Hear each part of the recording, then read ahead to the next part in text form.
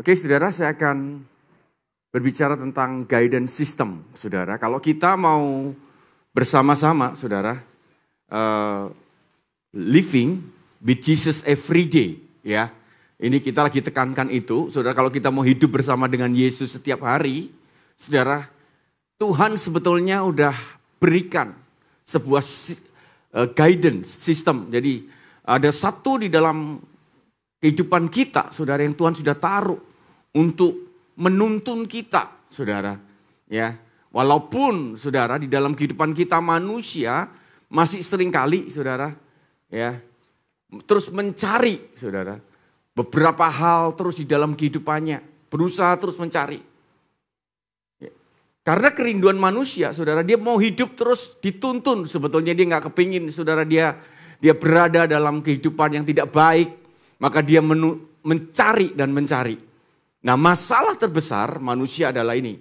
Dia coba mencari di filsafat dunia. Apa itu, saudara? Adat istiadat, saudara. Belief, kepercayaan yang terbangun. Saudara, seringkali sampai hari ini orang Kristen masih percaya itu. Ya. Orang berpikir, saudara, begitu kalau nabrak kucing, ya kan? Waduh, lebih ketakut mana nabrak kucing sama nabrak anjing, kira-kira gitu kan. Ya, kalau di Kupang nabrak babi lebih mengerikan, kira-kira gitu kan. Nabrak orang masih nggak takut, nabrak babi lebih takut di sana, saudara. Ya, tapi kucing, saudara, orang berpikir, wow, kalau kucing kamu sial, hidupmu sial, bingung, saudara, naruh bagaimana, masih ketakutan, saudara. Cari hari yang baik, ya kan? Oh, kalau begini nggak boleh begitu. Nah, itu filsafat dunia. Manusia, saudara, terus berusaha mencari itu. Atau bahkan yang lebih rohani, saudara, adalah nabi. Ya, nubuatan-nubuatan, saudara, orang cari di mana-mana hari ini. Orang berkerumun untuk kumpul untuk tolong nubuatin saya. Nubuatin saya. Supaya dia tahu, saudara, bukan sesuatu yang salah. Tetapi akhirnya, saudara, ada ketergantungan seseorang dengan itu. Dan akhirnya orang-orang tersebut tidak mencari Tuhan lagi. Bahkan yang lebih parah, saudara, dukun, saudara. Orang ngomong orang pintar kan. Berarti orang yang ke dukun orang bodoh, berarti betul nggak? Cari orang pintar, hanya orang bodoh yang cari orang pintar. Tapi masih ada loh, saudara, orang Kristen yang berusaha untuk mencari semuanya itu. Dia mencari tuntunan. Dia ingin melihat masa depan. Saudara, dia berusaha untuk mengejar itu supaya hidupnya menjadi lebih baik. Dan akhirnya, saudara, yang berbahaya adalah dia melupakan Tuhan di dalam kehidupannya. Dia bergantung, mungkin dengan hamba Tuhan juga, saudara. Apa-apa sedikit-sedikit tanya hamba Tuhan. Padahal kita semua adalah hamba Tuhan. Tanya pendeta. Oh, kalau pendeta yang ngomong lebih manjur dan sebagainya. Saudara bisa bayangkan bahwa kalau ini dibiarkan terus-menerus, saudara, orang-orang tersebut sudah tidak lagi mengandalkan Tuhan. Dia nggak mencari Tuhan. Yang dicari siapa, saudara? Manusia. Yang dicari apa, saudara? Aturan-aturan. Dan membuat kita semakin hari akan semakin terpisah dengan Tuhan. Sekali lagi bahwa Tuhan kepingin menuntun kita. Nah, Kejadian 38, saudara. Ketika mereka mendengar bunyi langkah Tuhan Allah yang berjalan-jalan di dalam taman itu pada waktu hari sejuk. Bersembunyilah manusia dan istrinya itu terhadap Tuhan Allah di antara pohon-pohonan dalam taman. Tetapi Tuhan Allah memanggil manusia itu dan berfirman kepadanya, "Di manakah engkau?" Ini adalah sebuah kisah ketika Adam dan Hawa jatuh dalam dosa. Ketika mereka jatuh dalam dosa, saudara, terjadi keterpisahan, terputus hubungan manusia dengan Allah. Dikatakan bahwa Tuhan biasanya, saudara, berjalan bersama-sama di taman. Tapi kali itu, saudara, begitu manusia jatuh dalam dosa, terpisah. Saudara, bodohnya manusia, saudara. Ketika orang jatuh dalam dosa itu jadi bodoh.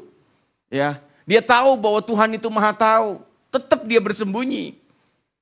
Tetapi sebetulnya poin yang ingin saya sampaikan adalah satu, saudara, bahwa bersekutu inisiatif dari Tuhan, saudara. Makanya, saudara, kalau kita lihat bersama-sama, saudara. Oke, saudara. Jadi, saudara, bahwa doa, bersekutu, menuntun manusia itu adalah sebuah kerinduan Tuhan sendiri. Inisiatif dari Tuhan. Bukan saudara inisiatif dari manusia. Karena Allah adalah kasih. Ya. Karena Allah kasih, saudara, kasih itu lekat sekali dengan kata koinonia. Koinonia itu persekutuan. Ya. Hubungan, makanya Tuhan itu adalah Tuhan yang membangun hubungan. Makanya saudara, begitu Tuhan saudara terputus dengan manusia, maka Tuhan berusaha untuk berbicara kepada manusia kembali. Terus saudara, bahwa Yesus mati di atas kayu salib dan dia bangkit bukan sekali lagi hanya menebus dosa manusia. Sekali lagi saya katakan, bukan hanya menebus dosa manusia. Yesus mati saudara di atas kayu salib juga untuk memulihkan hubungan manusia yang sudah terputus. Begitu Adam dan Hawa jatuh dalam dosa, saudara, Allah berusaha untuk berbicara saudara. Dengan segala cara. Khususnya dia pakai yang namanya imam. Imam besar. Lewi. Semuanya dipakai saudara. Semua orang bisa berbicara. Tuhan berusaha terus membangun sebuah koneksi.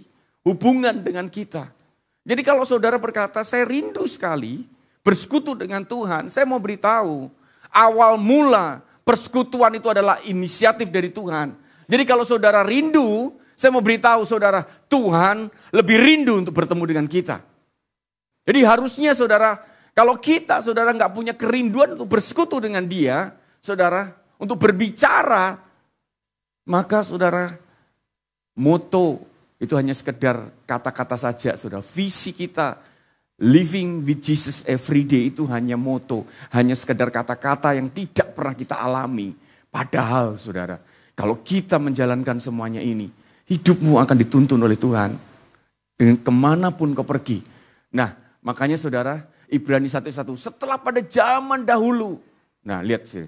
Allah berulang kali dan dalam berbagai cara berbicara kepada nenek moyang kita dengan perantaraan Nabi. Berbagai cara. Dengan berbagai cara macam-macam. Saudara, Tuhan berusaha untuk berbicara. Makanya saudara, kita akan melihat bersama-sama. Hari ini saudara, ada banyak orang bertanya. Bagaimana cara kita mendengar suara Tuhan?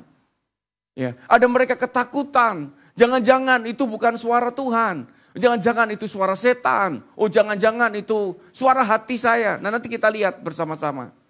Saudara, ayat memang tidak saya sebutkan, saya tulis. Nanti saudara catat sendiri, baca sendiri di sana.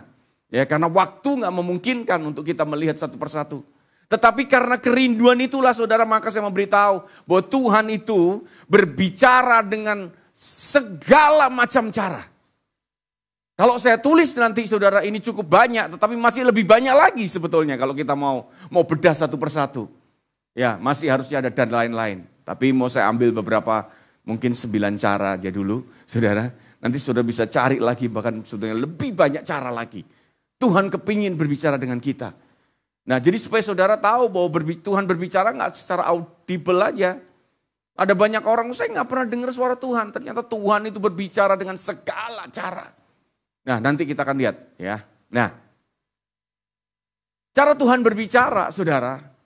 Yang pertama, saudara, bisa lewat mimpi. Tapi mesti hati-hati ini ya. Ada orang yang tukang mimpi. Ya, sedikit-sedikit mimpi, saudara. Mimpi juga bisa diwujudkan dari apa yang saudara pikirkan setiap saat. Karena saudara terobsesi punya mobil, lalu saudara mimpi punya mobil. Ya kan? Lalu saudara klaim bahwa Tuhan kasih mobil. Nah, itu mimpi itu jadi bisa bunga tidur juga bisa. Jadi hati-hati. Jadi tidak semua mimpi ya, saudara. Saudara suka kepada seseorang, terobsesi, mikirin, tiba-tiba mimpi muncul wajahnya dia. Lalu saudara klaim dia pasanganmu. Ya kan?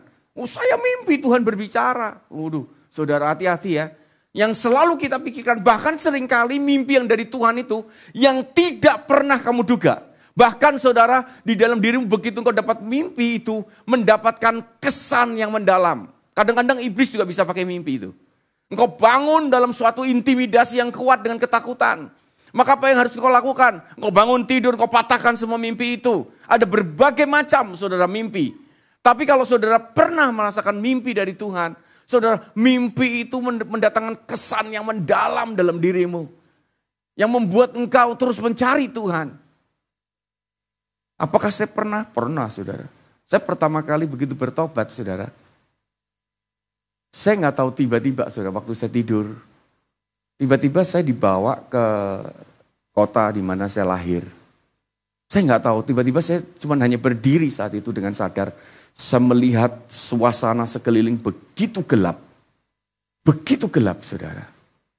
Waktu itu saya nggak ngerti, tapi saya merasakan ada satu kesedihan, kemurungan, kegelapan sedang melingkupi waktu itu. Saya masih ingat, saudara. Itu saya baru bertobat itu. Begitu saudara saya terbangun, saudara, ada sesuatu yang membuat saya gelisah dalam hati saya. Lalu akhirnya yang saya lakukan adalah, saya kumpulkan teman-teman. Ya, yang dari satu kota, kumpul bersama-sama. Dan akhirnya terbentuk, saudara, kita bisa berdoa setiap hari Sabtu. Setelah ibadah, waktu ibadah pemuda, kami berkumpul bersama-sama, 5-6 orang. Kami hanya berdoa buat kota kita. Dan sudah tahu apa yang terjadi? Beberapa kesaksian mereka cerita bahwa ada banyak perubahan terjadi mereka. Ini pasti ada orang yang berdoa. Waktu kami cerita, mereka katakan, iya, karena kalian berdoa, maka ada sesuatu yang terjadi. Itu mimpi dari Tuhan, saudara. Ya, jadi Tuhan bisa bicara di sana. Nubuat, saudara, saya nggak perlu terangkan. Ya, tapi nubuat harus diuji. Saudara nggak bisa semua dinubuatkan apapun langsung terima, nggak bisa. Sekarang ada banyak orang-orang nabi yang bukan nubuat tapi kubuat. Ya, ngomong sembarangan sekali, saudara. Nabi pun juga bahaya, saudara. Seringkali pertama diawali dengan roh, kadang-kadang nubuatan bisa dari daging. Saudara, karena dia orang ngantri, 100 orang harus nubuatin. Padahal nubuat itu kan kalau Tuhan berbicara. Bukan terus kita yang berbicara terus menerus. Karena kita berbicara dan benar, maka orang semua percaya, maka dipikir itu semua dari Tuhan. Belum tentu, saudara. Saya masih ingat dari awal pertama kali saya terima nubuatan, saudara. Waktu itu yang menubuatkan Om Arifin, ya Pak Arifin, ya gembala dari Rock, saudara. Saya masih ingat anak muda kumpul konferensi. Dan saya dinubuatkan, saudara, dan kamu akan menjadi Yosua, dan kamu akan memimpin anak-anak muda. Dan itu sudah setelah sekian tahun kemudian kami melihat, ya ternyata waktu itu saya belum pelayanan apa-apa, saudara, masih pelayanan biasa. Tapi akhirnya saya jadi ketua pemuda, saya jadi youth pastor, akhirnya memulai semuanya. Ya, nubuatan, saudara, bisa terjadi dalam kehidupan kita kalau kita percaya itu. Ya, Tuhan berbicara juga lewat penglihatan, saudara. Nanti saya terangkan lagi, saudara, bahwa penglihatan itu menarik. Ada orang-orang tertentu, saudara, yang mendapatkan karunia penglihatan, bisa melihat seperti film atau apa, saudara, tiba-tiba bisa melihat sesuatu. Iya, bisa, saudara. Atau mendengar secara langsung, dan ini dua-dua ini jarang, saudara. Audible. Ya, contoh-contohnya kan gampang, kalau mimpi Yusuf. Ya, dapatkan mimpi, saudara. Nubuatan banyak sekali. Kalau sudah baca Yeremia, Yeremia berbicara terus dalam nubuatan-nubuatan, saudara, dalam skala kondisi dan keadaan. Penglihatan, oh ya ada, saudara. Saudara bisa lihat, ada banyak contohnya. Mendengar secara audible, Samuel. Ya, waktu dia dipanggil Samuel, dia datang, saudara, kepada Imam Eli. Dia ngomong, ya Bapak, sampai 3 kali. Nah nanti ayatnya ini sudah lihat semuanya. Nah ternyata Tuhan berbicara secara audible. Bisa, tapi tidak semua, saudara. Orang mengalami secara audible. Nah banyak orang salah. Yang dia pikir, saudara, yang supranatural, sangat supranatural ini yang mereka geluti. Mereka kepingin, saya kok nggak pernah dapat penglihatan seperti itu. Saya nggak pernah juga. Mimpi, nubuatan, penglihatan secara langsung tiba-tiba muncul. Enggak. Audible juga tidak. Saya nggak pernah audible. Tapi Tuhan berbicara, bukan hanya 2. Ini hanya 2. Ada sisanya banyak, jadi saudara jangan salah. Ya kalau orang nggak ngerti, wah keren ya orang bisa melihat. Enggak, semua itu sama, itu cara Tuhan. Ya. Kemudian hati nurani. Nah ini penting, saudara, untuk menjaga. Hati nurani itu adalah polisi yang bisa berkata iya dan tidak dalam kehidupan kita. Benar atau salah, cuman itu aja, hati nurani. Tapi ini dibutuhkan, saudara, dalam kehidupan kita. Seringkali Tuhan berbicara. Sudah Tuhan udah ngomong tidak, kita ngotot aja, saudara. Ini salah, udah dilakukan terus-menerus. Saudara, kalau jaga hati nuranimu dengan benar, dengan murni terus dijaga, saudara, engkau akan tajam sekali karena hati nurani ada di roh. Saudara pernah belajar itu di mana ya ini? DD atau FF ya? FF kalau enggak. Oh sekarang dikeluarkan ini. Ya nanti kapan-kapan saudara yang belum pernah, kita kalau ada 7 prinsip kehidupan, saudara mesti ikut yang belum pernah ikut. Saudara mesti ikut. ada hati nurani. Jaga, itu tajam saudara. Saudara bisa ketemu orang, bisa rasa. Ya. Atau orang sekeliling kita, saudara jangan remehkan. Bisa itu hamba Tuhan, bisa teman kita. Saudara bisa pemimpin kita, siapapun saudara. Jadi jangan anggap remeh saudara. Bahwa setiap orang yang berkata-kata sesuatu, makanya saudara nanti penting sekali. Saudara, di dalam kehidupan kita ini mempersiapkan diri kita bahwa Tuhan itu berbicara setiap saat dalam kehidupan kita.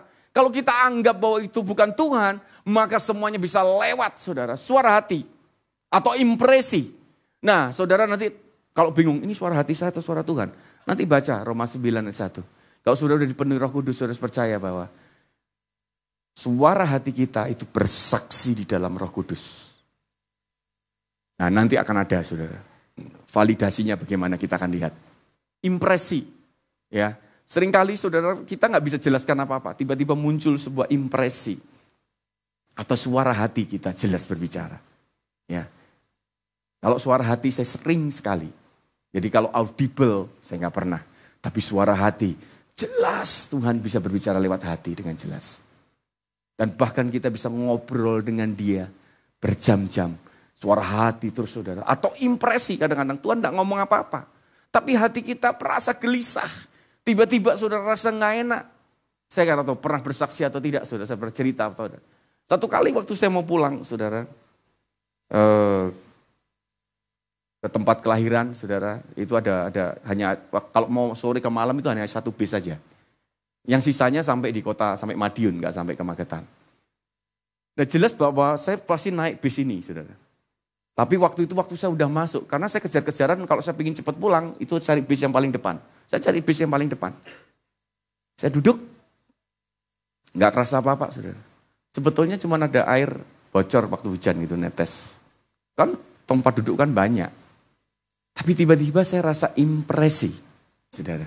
Saya rasa impresi dalam hati saya. Kok gak enak ya? Ada sesuatu yang gak enak ya? Tiba-tiba saudara, yang diputuskan adalah gini, pindah bis yang belakang. Tiba-tiba begitu aja. Saudara. Saya keluar, saya pindah bis yang belakang. Sebetulnya saya mikir, waduh pulangnya agak malam ini, gak apa-apa tunggu. Tiba-tiba saudara di tengah jalan, saya masih ingat itu. Diberitahu bahwa bis di depan kecelakaan. Dikatakan, bis depan kecelakaan ternyata. Dan itu bis persis yang saya naikin. Dan waktu saya melihat, saya katakan, oh Tuhan berbicara. Hal yang sederhana, saudara. Satu kali saya masih ingat pagi-pagi sebelum saya kuliah, saudara. Tiba-tiba Tuhan itu cuma ngomong begini, cek sepeda motormu.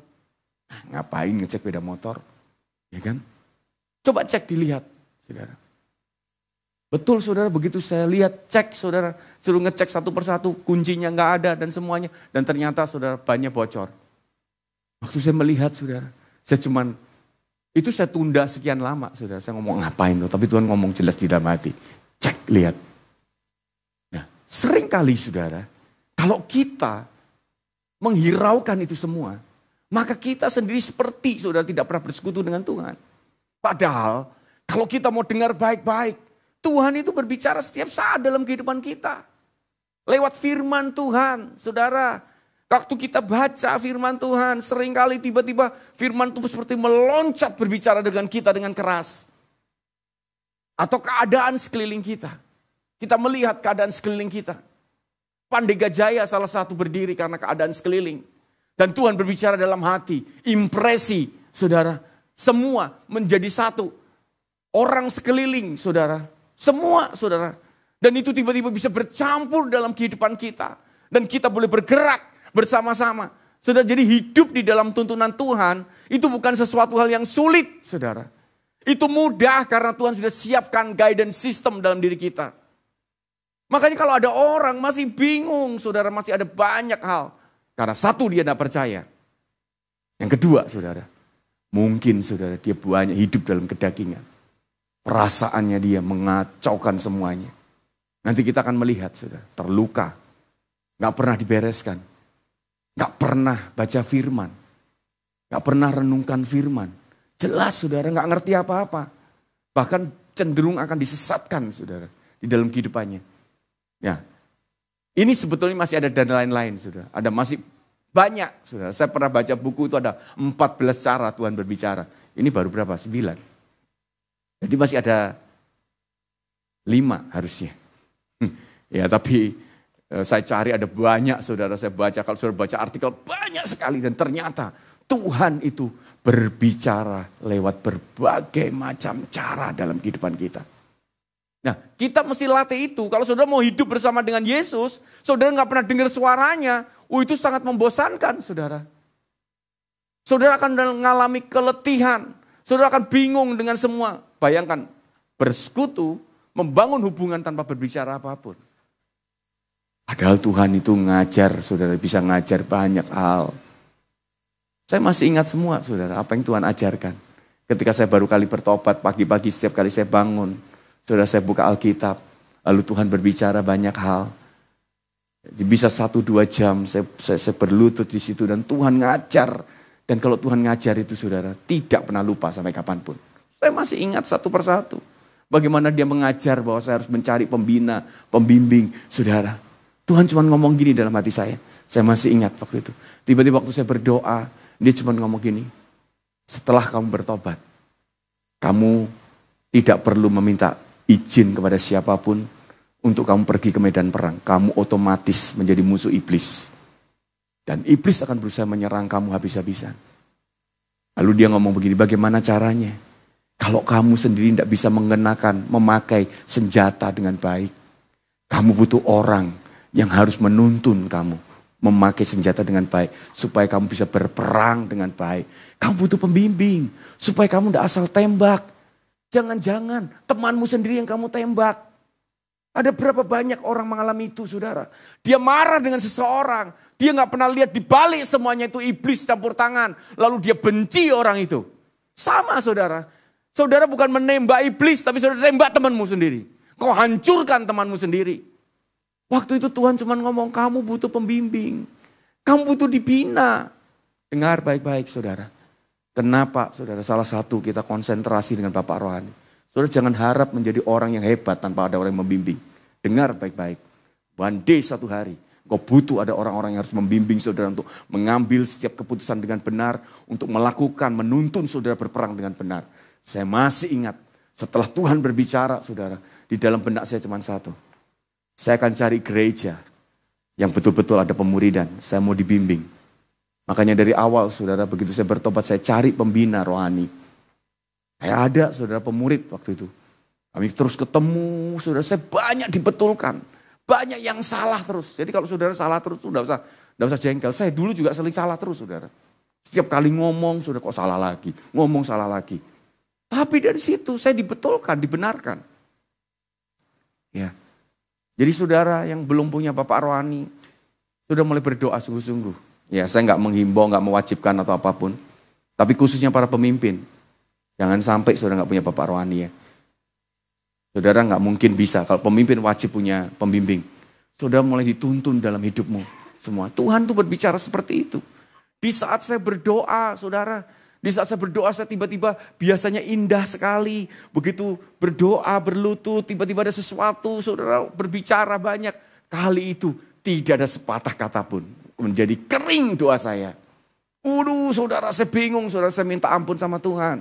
Dosa apa saja saya minta ampun. Saya mencoba memeriksa dosa apa. Dan sudah dibereskan, tetap tidak merasa apa-apa. Dan tiba-tiba saudara, Tuhan itu ajarkan banyak hal dalam hidup saya. Dia katakan gini, kadang-kadang boleh kan aku tetap hadir tapi aku tidak menunjukkan kehadiranmu. Boleh kan kamu mulai belajar bahwa percaya tanpa merasakan dan melihat. Dari situ kamu udah mulai dewasa. Sekarang rasakan dan percaya bahwa aku ada walaupun kau tidak merasakan. Saudara, engkau harus bertempur dengan semuanya itu. Dia berikan saya ilustrasi, saudara. Tiba-tiba bisa terbayang. Tuhan bisa tunjukkan tiba-tiba kayak orang main layang-layang. Itu saya dapat jelas suara hati saya ngomong jelas, saudara. Kalau kamu pernah main layang-layang, saya pernah Tuhan, saya ngomong gitu. Ya orang layang-layang itu kayak gitu. Layang-layang itu kamu. Dikatakan, untuk terbang dia butuh angin. Angin itu Roh Kudus. Untuk kamu bisa terbang kamu butuh Roh Kudus. Dan benang itu adalah Yesus perantara. Dan yang mengendalikan semua adalah Bapa. Ketika kamu dilepas, sepertinya akan putus. Sepertinya tidak terkendali, tidak ada satu apapun. Tapi kamu mesti percaya, selama ada Roh Kudus, selama ada Yesus, kamu tidak akan pernah terlepas. Dan satu kali begitu engkau ditahan kembali, engkau sudah dalam posisi yang lebih tinggi. Saudara, saya doa selesai itu, saya bergilang dengan semuanya. Tuhan jawab semuanya, Tuhan ajar semuanya. Tuhan berbicara. Dan itu terjadi sudah hampir 25-30 tahun yang lalu. Dan saya masih ingat semua satu persatu. Semua apa yang Tuhan berbicara dan dia tunjukkan satu persatu. Itu yang membuat saya bisa teguh berdiri. Saudara. Ya.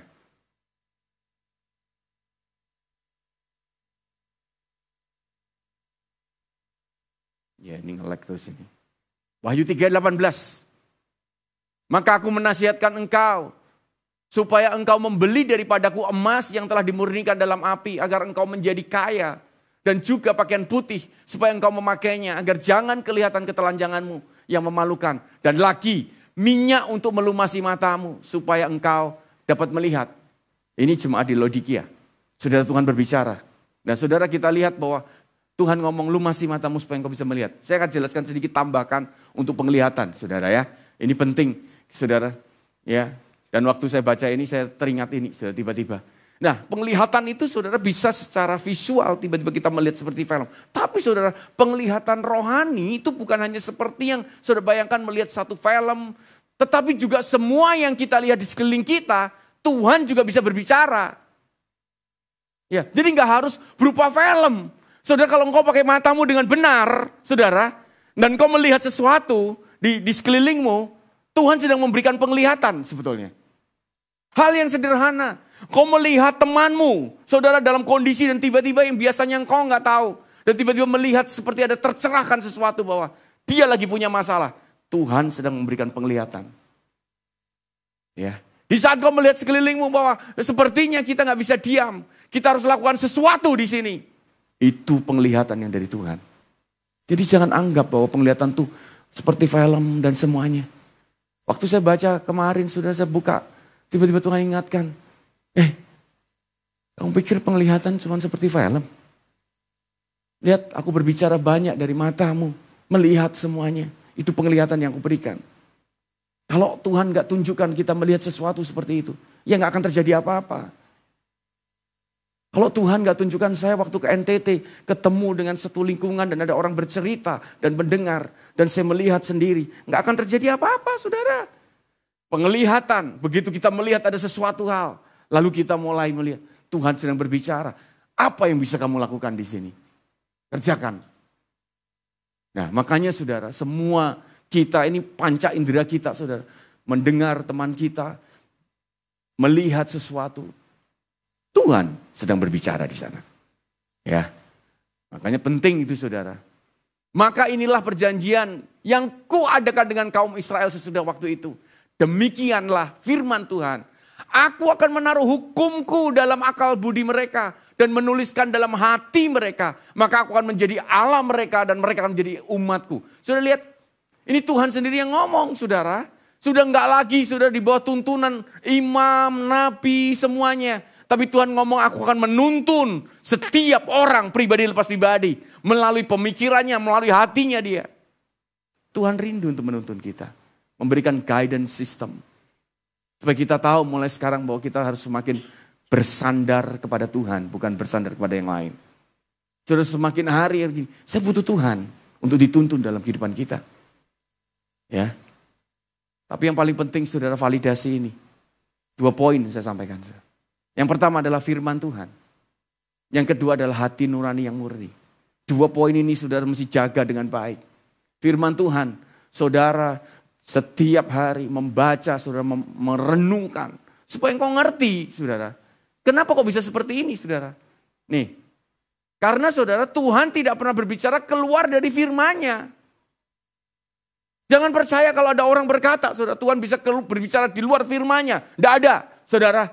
Tuhan selalu berbicara, tidak pernah keluar dari firman-Nya.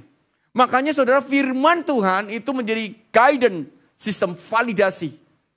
Lah orang yang gak ngerti firman, selama datang saudara, engkau akan masuk dalam kesesatan-kesesatan. Jadi saudara nggak akan takut, tadi yang saya katakan ada 9 cara.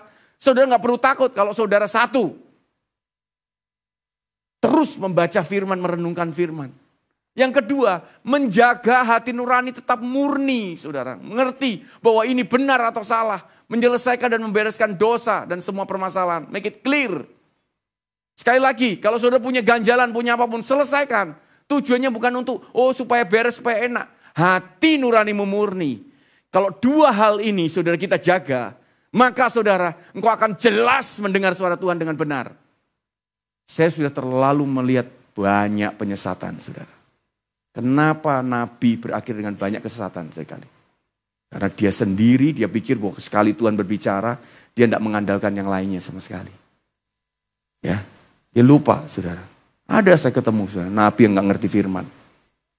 Begitu dia ngomong, pokoknya dari Tuhan benar. Ya, akhirnya penyesatan-penyesatan terjadi. Ya, jadi saudara, 2 hal ini, saudara, kalau kita seringkali gembar-gembor ngomong, kalau punya masalah selesaikan, itu bukan untuk apa-apa, saudara. Untuk buat hati nuranimu murni. Kalau hati nuranimu murni, engkau ngerti firman, engkau baca firman, saudara, maka yang terjadi, saudara, engkau gak perlu takut. Tuhan berbicara apapun dengan cara apapun. Engkau punya validasi. Ini benar dari Tuhan, ini bukan dari Tuhan. Hati nurani kita bisa rasa, ini salah, ini benar. Saudara, kalau udah terjadi seperti itu, saudara bisa bayangkan kehidupan kita. Ya, ada satu buku ya, mendengar suara Tuhan. Waktu itu siapa yang ngarangnya saya lupa. Tapi di buku itu menjelaskan bagaimana Tuhan berbicara semua. Tapi yang menarik begini, endingnya dia berkata gini, sebelum saudara mempraktekkan semuanya itu, syarat wajib adalah menyelesaikan perjanjian baru. Dikatakan gitu. Harus membaca habis perjanjian baru. Saya mau tanya, yang sudah habis perjanjian baru, minimal perjanjian baru, angkat tangan. Ya. Yang belum, lembur setelah hari ini, saudara. Ya, dicek pemimpin komunitasnya kalau saudara kepingin betul-betul hidup dituntun.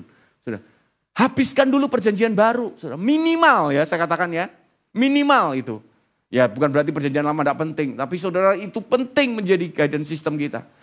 Ya, belajar firman Tuhan.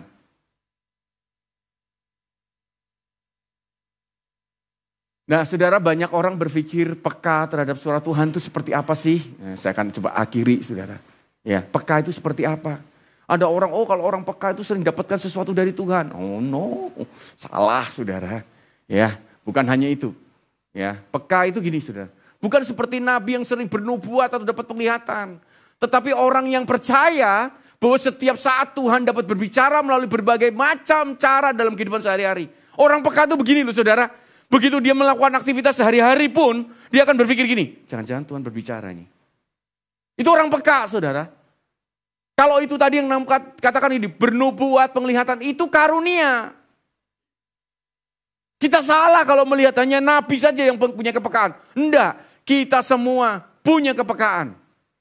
Kita bisa mendengar Tuhan lewat aktivitas kita sehari-hari. Kita ngobrol dengan teman kita, saudara, kita penuh perhatian bahwa jangan-jangan Tuhan berbicara. Saudara, waktu saudara mendengar firman seperti ini, saudara tiba-tiba saudara akan serius dan berkata, jangan-jangan Tuhan berbicara. Lewat keadaan sekelilingmu, saudara, kalau engkau peka, maka engkau berpikir gini, jangan-jangan Tuhan berbicara. Nah, Tuhan minta kita tidak jadi berangkat. Stop dulu, berhenti. Jangan melawan. Ada sesuatu yang saya rasa gak nyaman. Ya kan? Tapi itu semua harus dikonfirmasi, saudara. Ya, makanya belajar dengan orang-orang di sekeliling saling mendengar. Kamu rasa apa? Konfirmasi. Kalau saudara sendirian semua orang gak merasa, ya saudara, ya kita lihat hasilnya nanti gitu kan.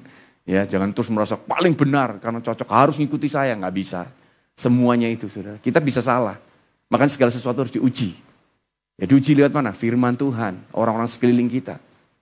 Ya, ini orang yang peka. Baru, saudara, bisa hidup bersama dengan Yesus setiap hari. Ya, jadi jangan salah. Jadi kalau saudara udah melihat itu dan sudah ngalami, baru saudara akan merasakan, oh begini loh hidup bersama dengan Yesus setiap hari, bahwa Yesus itu gak nuntun hari Minggu aja, tetapi Yesus itu akan menuntun kita setiap hari dalam kehidupan kita. Karena dia rindu menuntun kita, dia rindu berbicara dengan kita setiap saat. Dengan cara apa? Dengan berbagai macam cara. Makanya saudara, kalau saudara merasa seperti ini menjadi orang yang peka, berarti saudara membangun kesadaran bahwa Yesus hadir setiap saat dalam kehidupanmu. Maka saudara, gak ada ceritanya lagi orang hanya pada saat pagi saja buka mendengar suara Tuhan, sisanya gak dengar. Atau pada hari Minggu saja. Setiap hari di dalam kehidupan kita, Tuhan akan terus berbicara.